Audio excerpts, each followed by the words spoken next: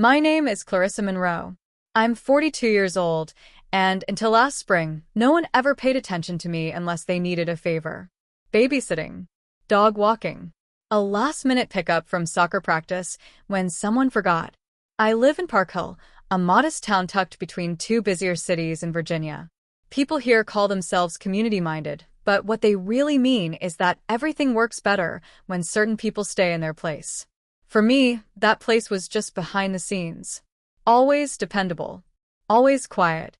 The woman who helped raise everyone else's kids while they chased their dreams. The woman who always smiled when she handed back the baby. The woman who never asked for more. That's why when the court date was set, State versus Jenna Walsh, no one even thought to ask if I'd be there. Jenna was the town darling. PTA president. Marketing director.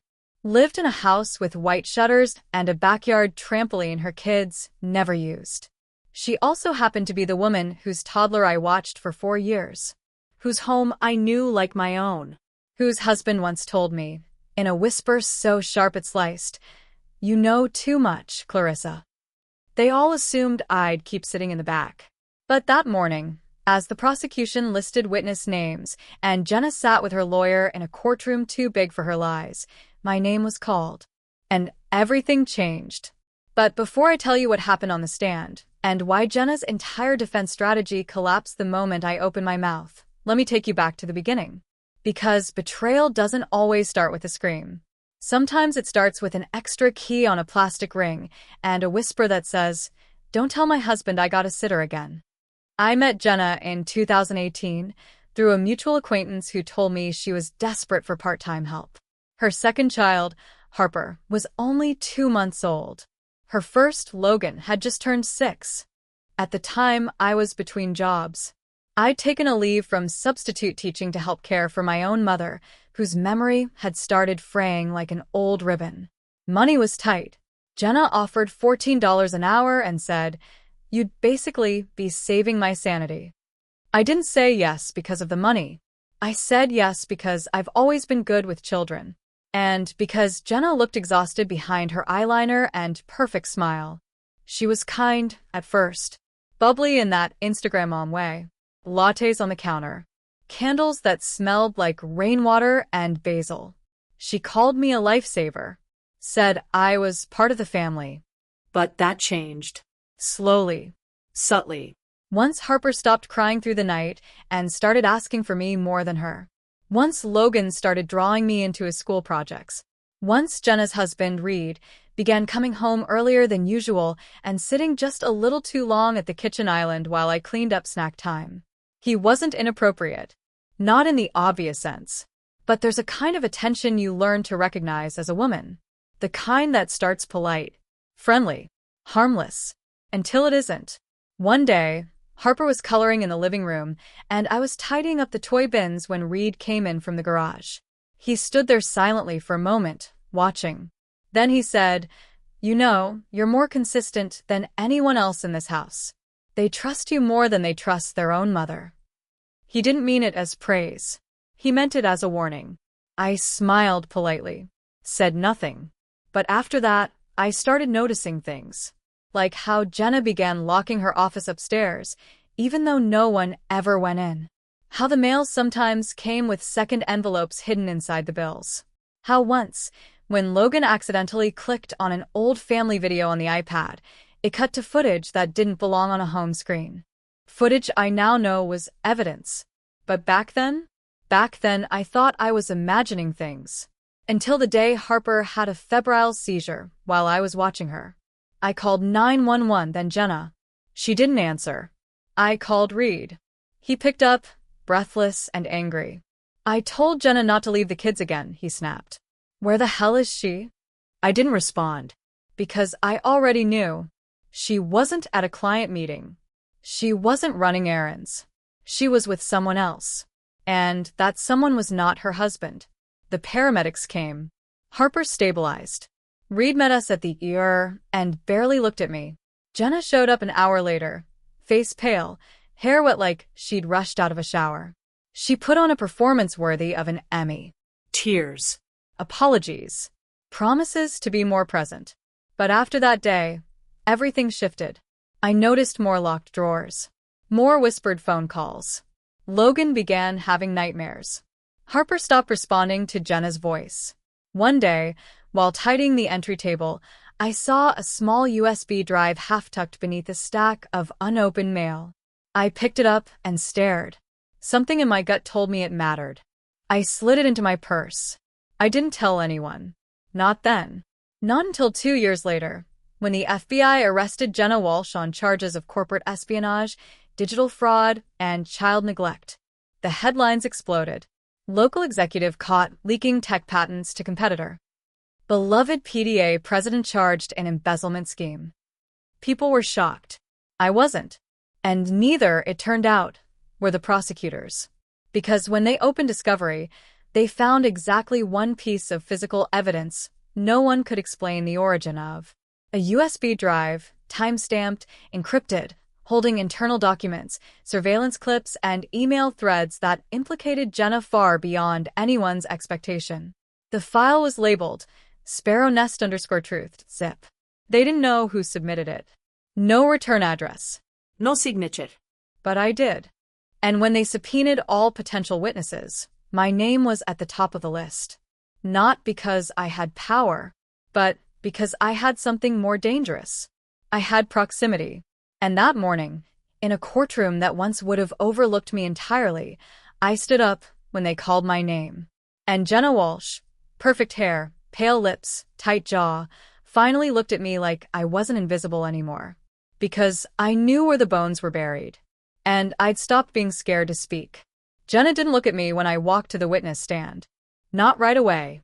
She kept her eyes trained on her lawyer, a woman who looked like she'd coached Jenna through 1,000 fake apologies already.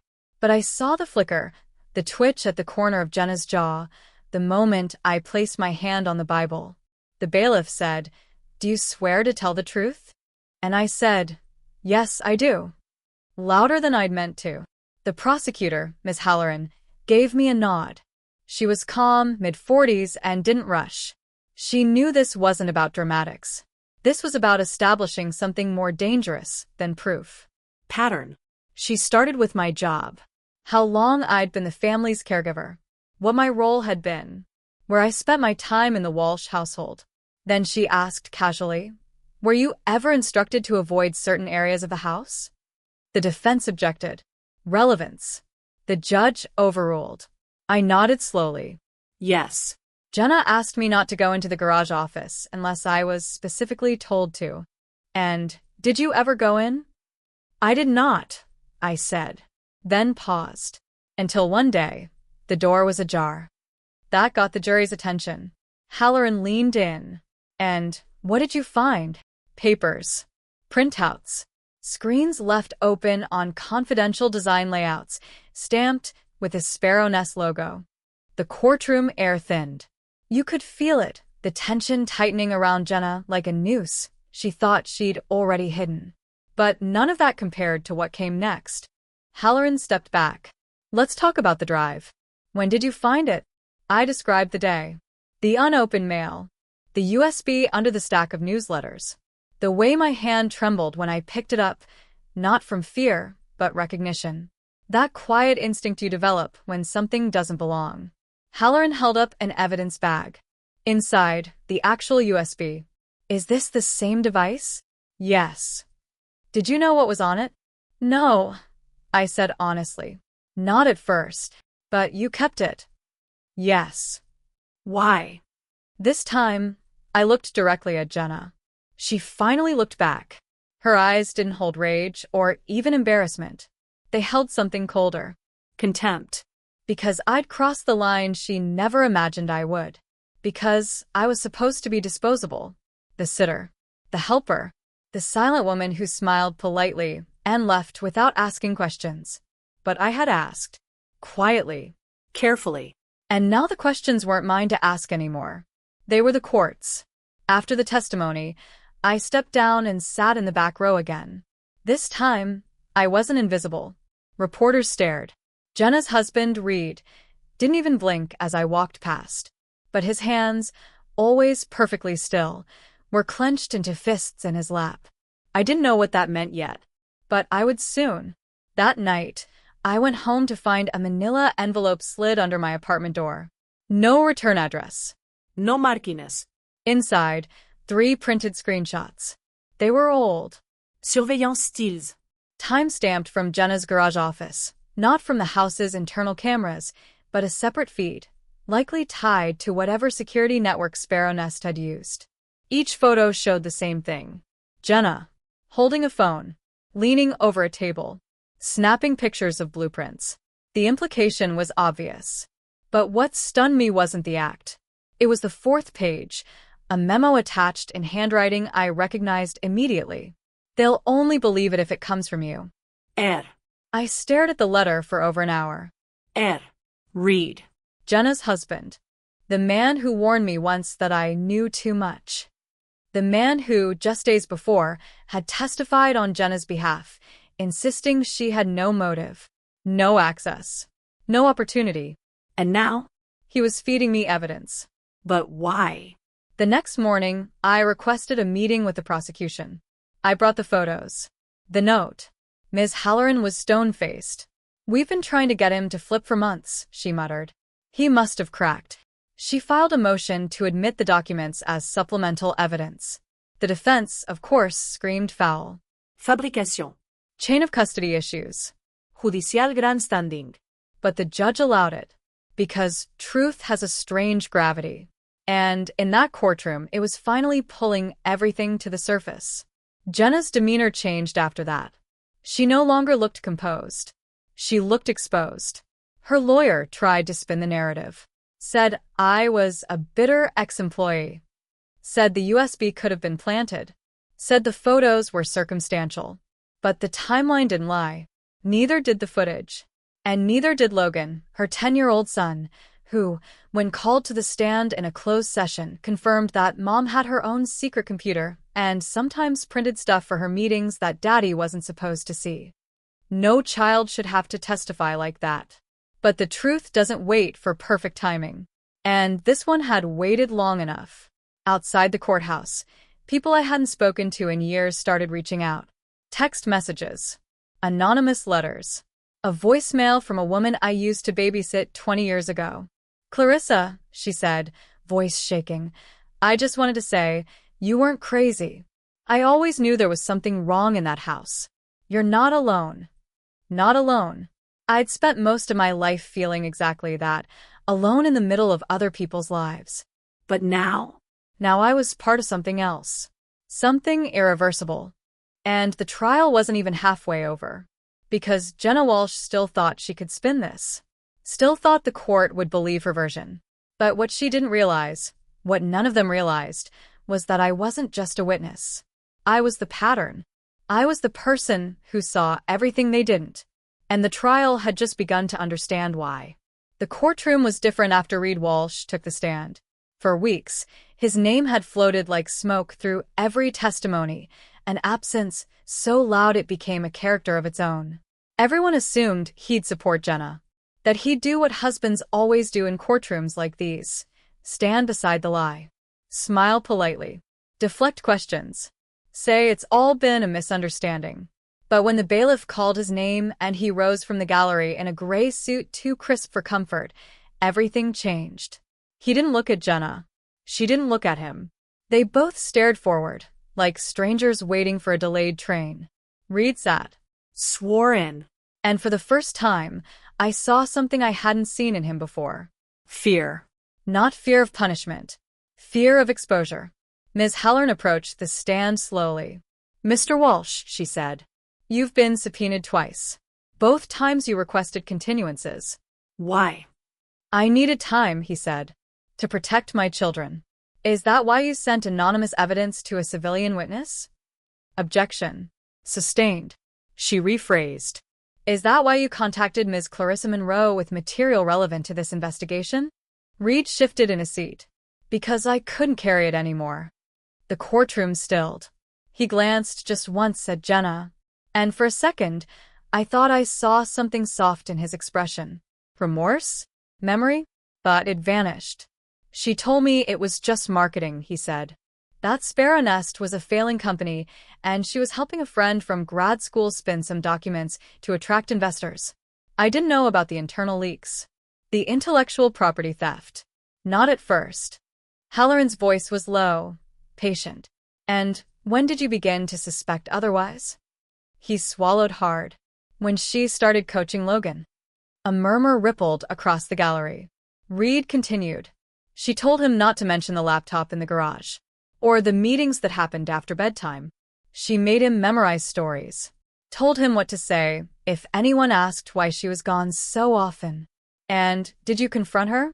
I did, he said quietly. And she told me if I ever spoke out, I'd lose custody.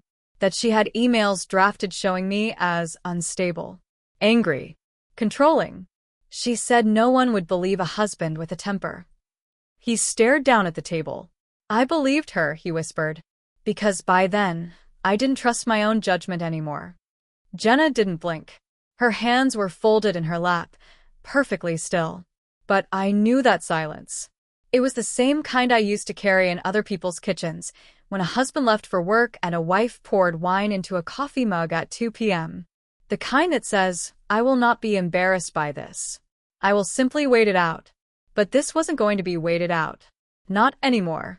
That afternoon, the court admitted over 30 pages of new communications, including text messages Jenna had sent under a second phone number to Sparrow Nest's internal IT head.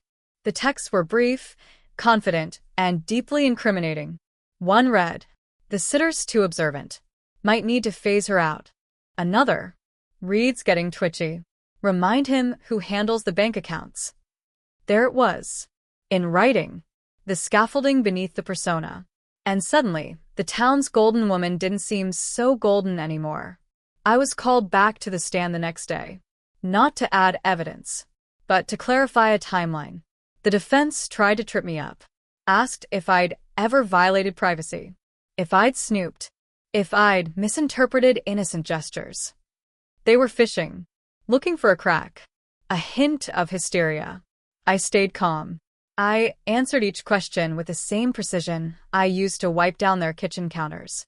Because for women like me, the only way to survive is to be careful. And I had been very, very careful. When they asked why I hadn't come forward sooner, I told the truth. Because I've seen what happens to women who speak before people are ready to listen. The room held its breath.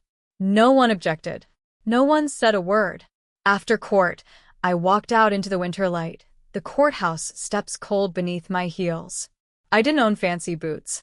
My coat was secondhand. But I walked with a posture I hadn't felt in years. And that's when I saw her.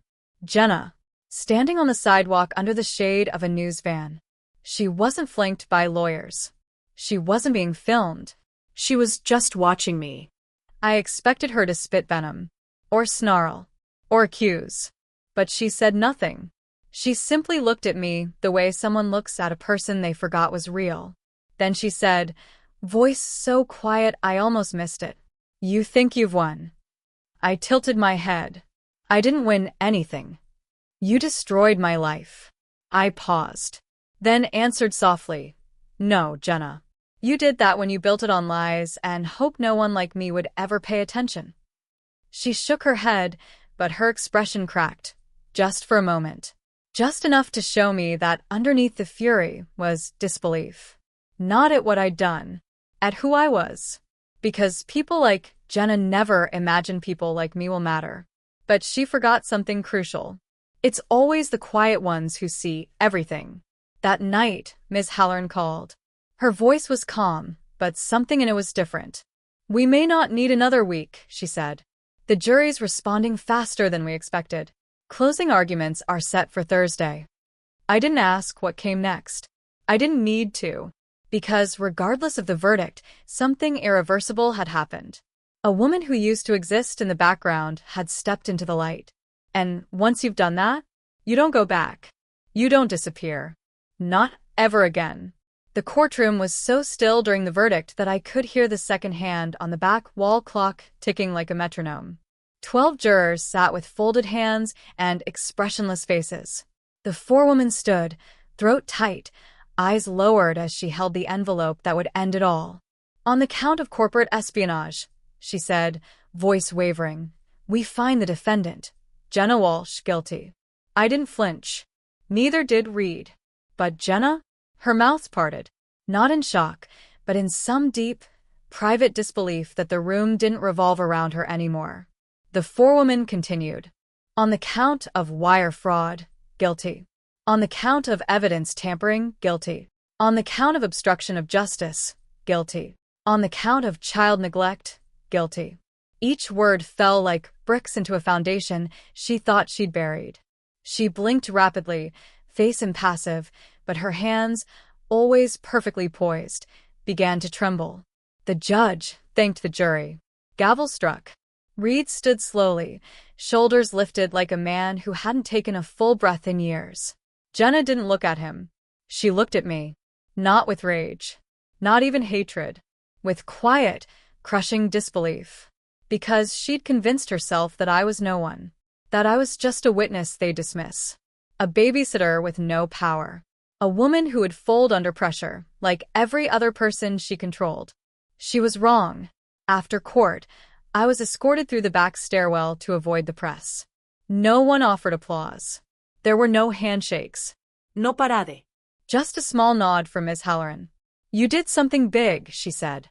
I nodded, but I didn't smile. Because I wasn't proud, not in the celebratory sense. What I felt was clean. Like someone had finally opened the windows in a house that had been sealed for years. The sentencing came a month later.